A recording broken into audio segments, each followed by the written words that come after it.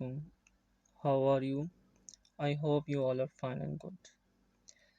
In the last lecture, we have learned about the third language skill, that is reading. We have discussed about the types and strategies of reading. In today's video, we learned about the most important and the last skill of language, that is writing. Writing is defined as individual's ability to develop a piece of writing with the help of alphabets, grammar, and punctuation. A person's ability to construct a sentence with accuracy is known as writing. Basically writing क्या है, एक individual की ability है किसी भी piece of writing को develop करने में with the help of alphabets, grammar and punctuation. So basically किसी भी राइटिंग को लिखने के लिए हमें कुछ स्टेप्स को फॉलो करना पड़ता है. So what are the steps in writing? Steps in writing. Number 1, planning. Planning basically defined as the choice of a subject and a topic you are going to discuss or develop a writing piece.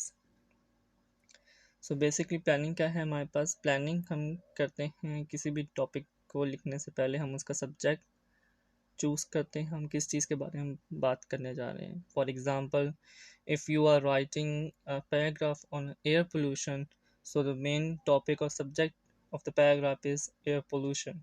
Or if you are writing a paragraph on a COVID-19 or any sort of theme, so the main title is the subject or a topic of that paragraph is called planning.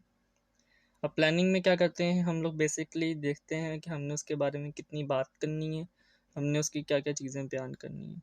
Next हमारे पास है thesis statement. Thesis statement defined as opening statement of a paragraph with the main और central idea.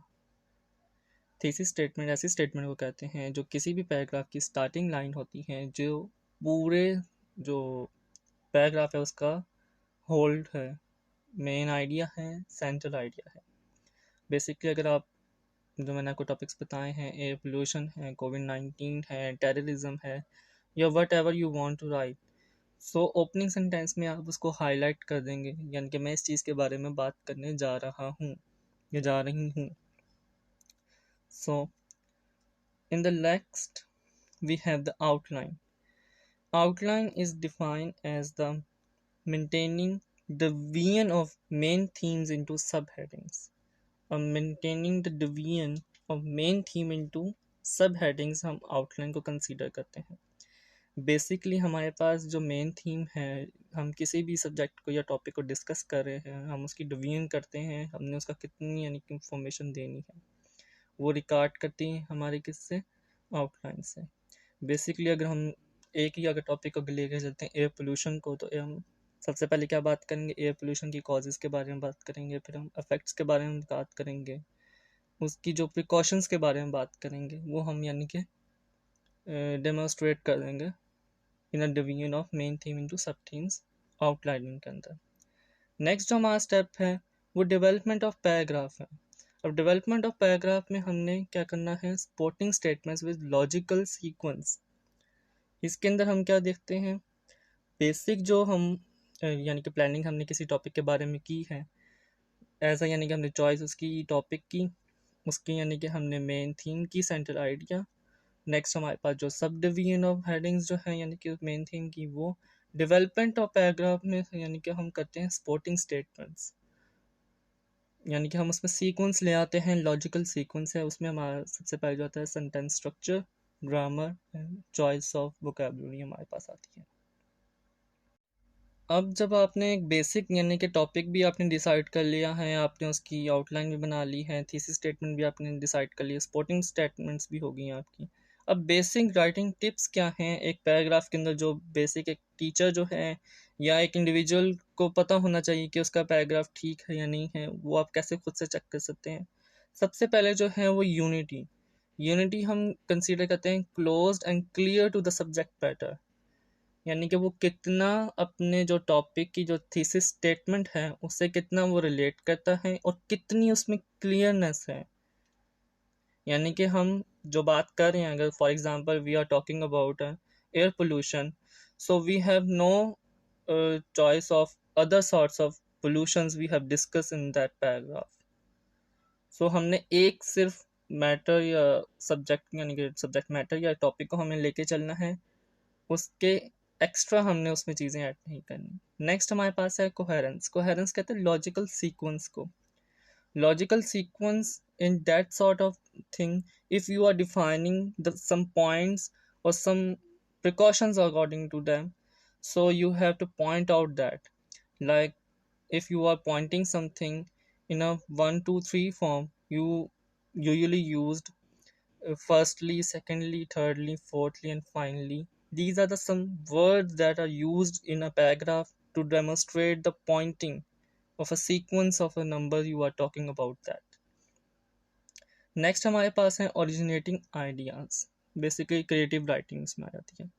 Originating ideas में उस topic या उस subject matter से related जितनी आप क्रिएटिविटी उसमें करेंगे उतना ही आपका पैराग्राफ स्ट्रॉन्ग होगा। Means if you are using air pollution as a topic, you use the demonstrate the precautions as a activity, यानी कि वहाँ पे एक स्टूडेंट्स हैं जो एक्टिविटी परफॉर्म कर रहे हैं कि एयर पोल्यूशन को कम करने के तरीके कौन कौन से हैं। ठीक है, इस तरह आप बात करेंगे, ये आपके पास एक क्रिएटिव आइडिया आ गया इसके अंदर जो आप ओरिजिनेट करेंगे। और बहुत से आइडियाज़ हैं। And the last and the most important basic writing tip is mechanical accuracy. Mechanical accuracy basically हमारी करती है grammar, sentence structure, vocabulary and punctuation का यूजेज को।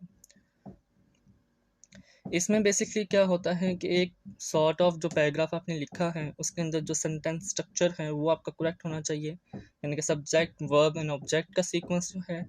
ग्रामर के अंदर आप जो टेंस यूज़ कर रहे हैं from the start of the paragraph, means thesis statements में अगर आप प्रेजेंट टेंस यूज़ कर रहे हैं, पास्ट टेंस यूज़ कर रहे हैं, तो वही आप पूरे पैराग्राफ में कैरी आउट करेंगे।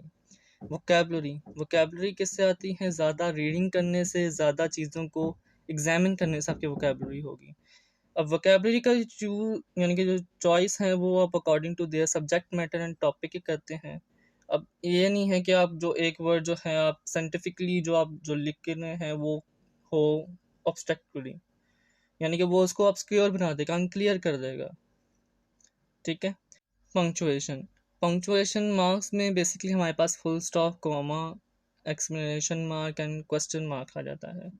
अगर आप कोई अगर सेंटेंस इस तरह का यूज़ कर रहे हैं, you know where is the comma, where is the full stop is used, where is the question mark is used. So उसके लिए मैं एक पूरी जो है अलग से एक टॉपिक प्रिपेयर करके आपके साथ शेयर कर दूंगा। Next we have the some types of writing.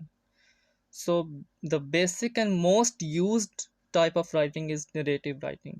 Narrative writing is a type of writing which is a narration of an event. Basically narration क्या होती है? हमारे पास narration होती है sort of a story telling, कि एक बात मैंने कहीं से पढ़ी या सुनी तो मैं दूसरे बंदे को बता रहा हूँ, तो हमारे पास वो क्या है? नरेशन है। वो मैं बयान कर रहा हूँ अपने अल्फाज के अंदर। बेसिकली हमारे पास टू इसमें जो नरेशन टाइप्स में आती हैं, fiction and non fiction writing. Fiction totally हमारी जो इमेजिनेशन से रिलेटेड होती है, and non fiction is based on a true event और रियलिटी। नेक्स्ट हमारे पास है descriptive writing. Descriptive writing is a type of writing which describes a person, place or an event with a brief addressing. अब basically क्या है इसके अंदर? Descriptive से हमें पता चल रहा है कि किसी चीज़ को ज़्यादा ब्रीफ में यानी कि डेप्थ में जाके उसको बयान करना, उसमें यानी कि पर्सन, प्लेस, सीन, कोई इवेंट वगैरह, जिसमें हम ज़्यादा से ज़्यादा उसकी डिटेल्स को यानी कि सामने लेके आते हैं, ताकि जो हमारा रीडर है वो ज़्यादा यानी कि सस्पेंस में रहे या हमारी जो राइटिंग है उसके साथ ज़्यादा एंगेज रहे।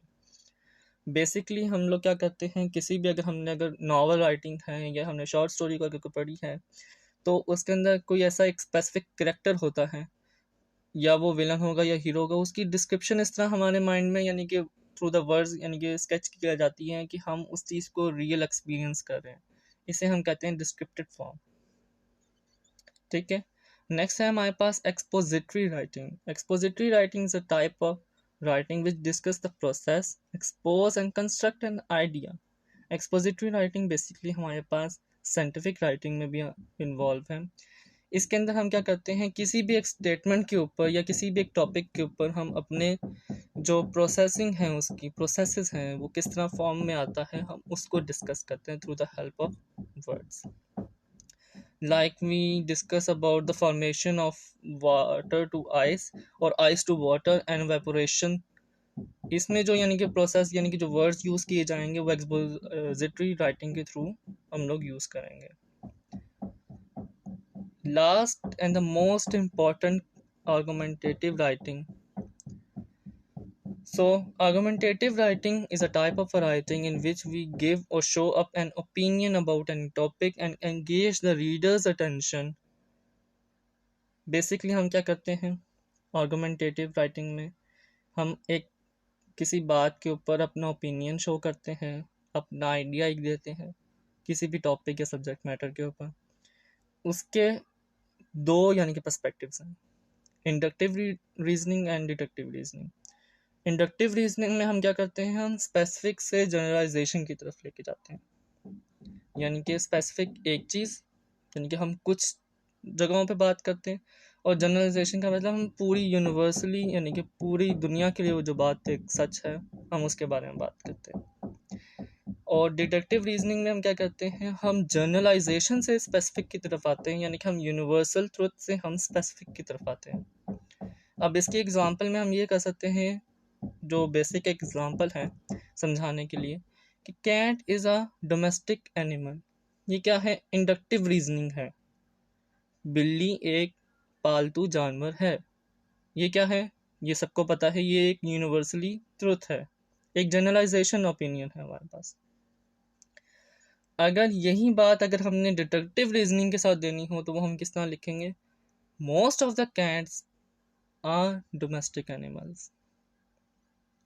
अब इसमें वो बात क्या कर रहा है कि हर एक बिल्ली डोमेस्टिक एनिमल में शामिल नहीं है, हर एक बिल्ली पालतू जानवर नहीं है, उसमें जो है कुछ सॉर्ट्स ऑफ जो है कैट्स जो हैं वो शामिल हैं। मसलन जो हम घर में खुद पालते हैं वो हमारे पास सिर्फ पालतू जानवर हैं, ठीक है। अब जो यानी कि हमें जो स्ट्रीट्स या रोड्स पे जो कैट्स नज़र आती हैं वो पालतू नहीं होती, वो स्ट्रे कैट्स होती हैं, जिनके पास अपनी कोई जगह नहीं है, जिनके पास जो कोई शेल्टर नहीं है बेसिकली, ठीक है। अब आई होप सो कि ये जितनी भी यानी कि मैंने चीज़ें आपको समझाई हैं with examples, you have understand all that. So अगर आपको वीडियो अच्छी लगी है तो प्लीज़ चैनल को प्रमोट करें, लाइक करें, कमेंट करें एंड शेयर करें, and also subscribe the video.